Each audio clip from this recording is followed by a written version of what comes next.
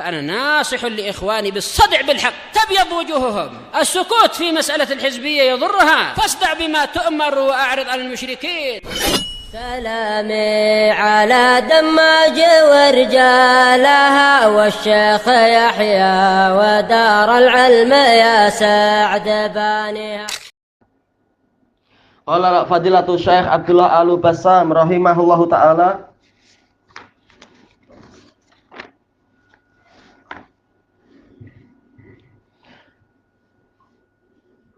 Oh, masuk ke bab baru Pak ya. Bab ahkamul jiwar. Hukum-hukum yang terkait dengan jiran, masalah apa? Tetangga. Al-mu'allifu rahimahullah, yaitu Imam Abdul Ghani Al-Maqdisi rahimahullah, dzakara ba'da hadzal hadis al-muta'alliqi bisyuf'ah. Setelah hadis ini yang kemarin itu yang terkait dengan syuf'ah, menyebutkan apa? Arba'ata ahadits, menyebutkan 4 hadis tata'allaqu bil waqf wal hibah, yang terkait dengan wakaf dan hibah.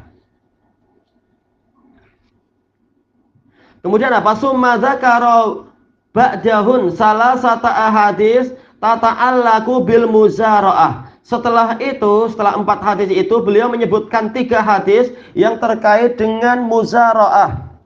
Muzara'ah yaitu muhaqalah, perkongsian dalam masalah kebun. Tapi kongsi dalam maksudnya bagaimana? Yaitu mudharabah, yang ini menyerahkan modal kebun, yang itu sebagai pekerjanya, misalkan.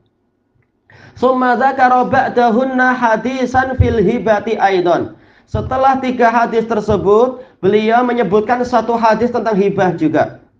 Summa dzakara ahaditsa tata'allaqu bil ghasab wa ahkamil jiwar. Setelah itu beliau menyebutkan hadis-hadis yang terkait dengan ghasab, yaitu perampasan, dan hukum-hukum bertetangga. Summa dzakara ahaditsal wasaya, ahadisil wasaya. Lalu menyebutkan hadis-hadis tentang wasiat. Fala a'lam ma wajhu hadat tartibi indah. Maka saya tidak tahu apa sisi urutan ini menurut beliau, yaitu bagaimana cara mengurutkannya menurut sudut pandang si penulis. Kenapa urutannya macam ini? Wa bima anna ahadisil waqf wal hibah wal wasaya kullaha min jinsin wahid. Disebabkan karena wakaf, hibah dan wasiat itu masih satu jenis.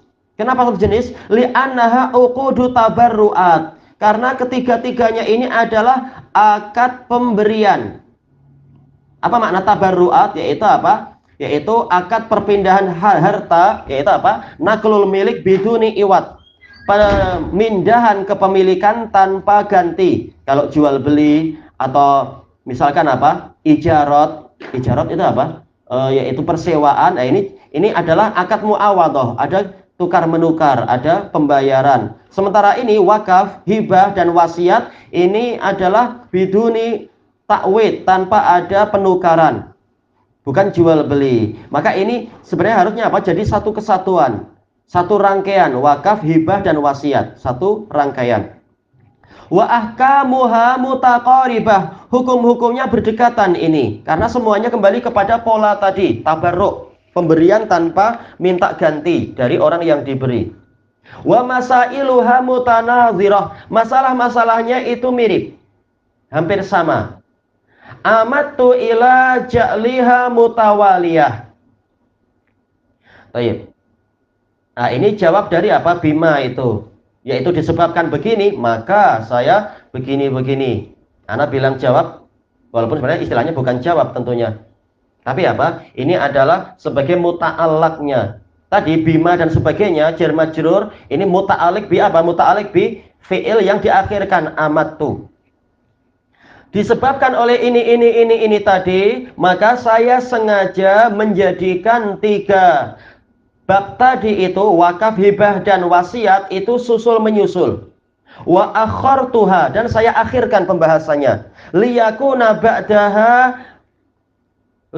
ba'daha babul faraid, agar setelahnya itu masuk kepada bab faraid, yaitu warisan. liwujudil munasabah bainahuma aidan, karena ada kesesuaian di antara di antara perkara-perkara tadi. Faraid juga apa? Masuk dalam akad yang biduni muqabil, nggak ada ganti. Pemberian istilahnya, walaupun bukan orang tua kita memberikan ke kita, bukan si mati memberikan pada si hidup. Karena apa? Ini pemberian dari Allah. Allah Ta'ala berfirman, faridatan minallah. Itu pembagian dari Allah. Sama saja yang mati rela atau tidak rela mengatakan ini harta saya, sudah saya kerja 50 tahun susah payah, lalu kalian ambil, wahai anak-anakku, wahai anak istriku, atau apa. Nggak boleh. Ini pembagian dari Allah. Memangnya engkau mati akan bawa harta. Nggak ada gunanya juga. Tapi apa? Begitu dia mati, harta memang langsung pindah. Maka ada dari satu sisi kemiripan, terutama dalam masalah pembahasan wasiat. Jelas ini ada kemiripan, keterkaitan yang kuat dengan faraid. Dan dari sisi yang lain memang apa? Ini seakan-akan akad biduni muawadhah, tanpa ada penukaran. Baik, maka hendaknya apa? Bagusnya ini dibuat susul menyusul, wakaf, hibah, wasiat dan faraid. Baik. Untuk masalah tetangga bagusnya dibahas sekarang karena apa? Terkait dengan kes-kes yang kemarin, masalah bagaimana syuf'ah untuk tetangga. Maka bagusnya ahkamul jiwar sekarang dibahas lebih dulu. Baik. Dan ini biasa pola macam itu. Banyak ulama mutaqaddimin mereka tidak terlampau memperhatikan secara terlampau mendetail untuk masalah urut-urutan hadis.